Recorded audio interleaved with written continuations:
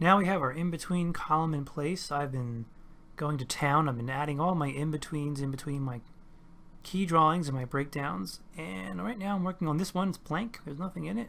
Frame 64.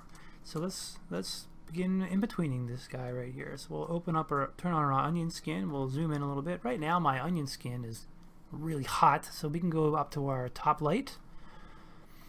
Play with our onion skin and light table transparency settings. Let's pull that back a little bit.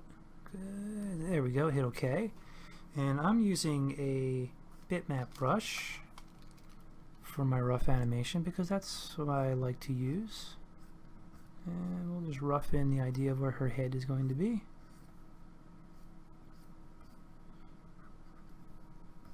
Something like this.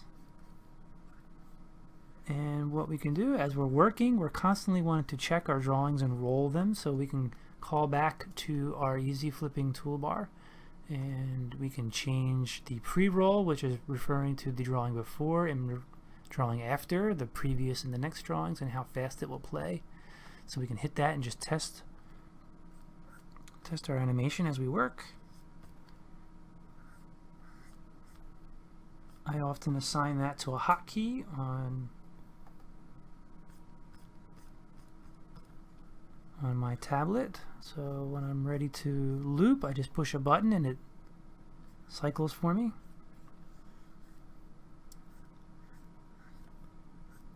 Let's get the indication of where her head is. Her hair will continue this trajectory up here.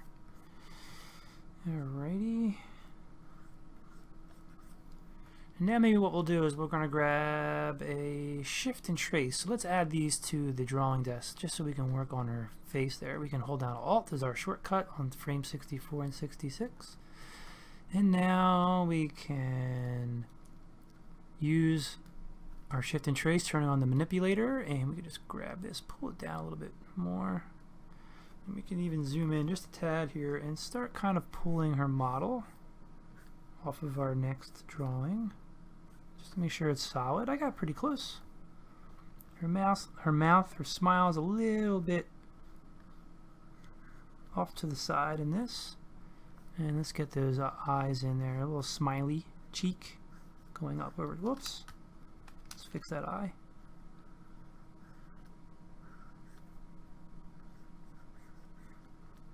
The nose kind of obscuring part of her screen right eye.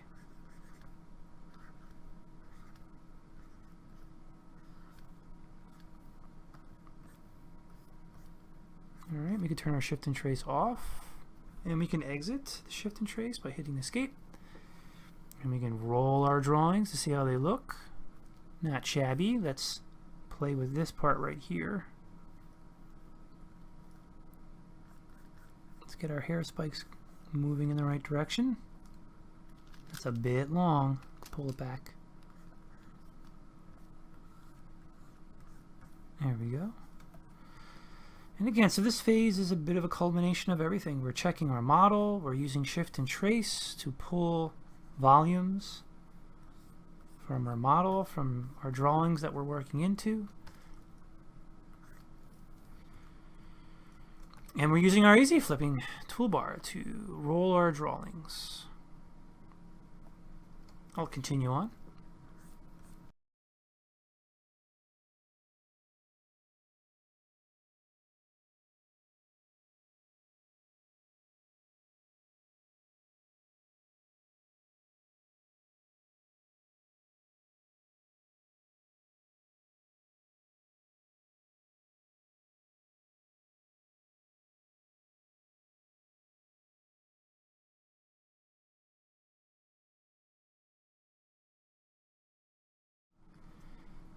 And that's how we do an in-between, using all of our tools.